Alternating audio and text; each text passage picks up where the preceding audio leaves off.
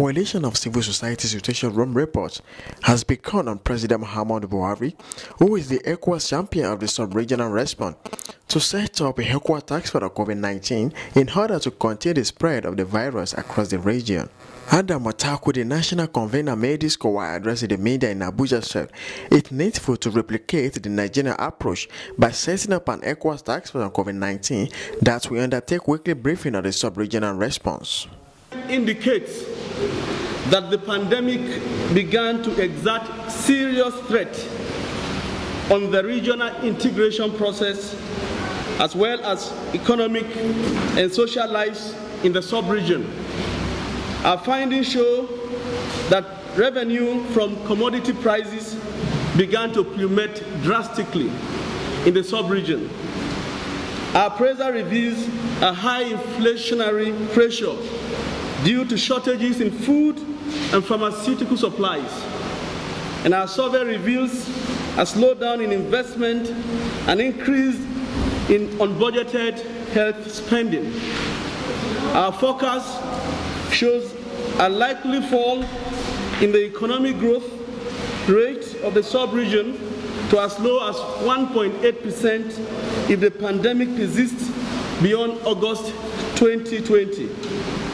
Worried by this concern, the Ecowas Authority of Heads of State and Government held an extraordinary session via a video conference on 23rd April 2020 and appointed Nigeria's President Muhammadu Buhari as the organization's COVID-19 response coordinator. Accordingly, the West African civil society welcomes this appointment as a notable feat in the right direction. The West African civil society congratulates His Excellency President Muhammadu Buhari, GCFR, for this appointment and beckon on him to replicate the Nigerian approach by setting up an ECOWAS task force on COVID-19 that will undertake weekly briefings on the sub-regional response. He also called on the citizens in the sub-region to cooperate with the government and authorities in order to collectively overcome COVID-19 pandemic.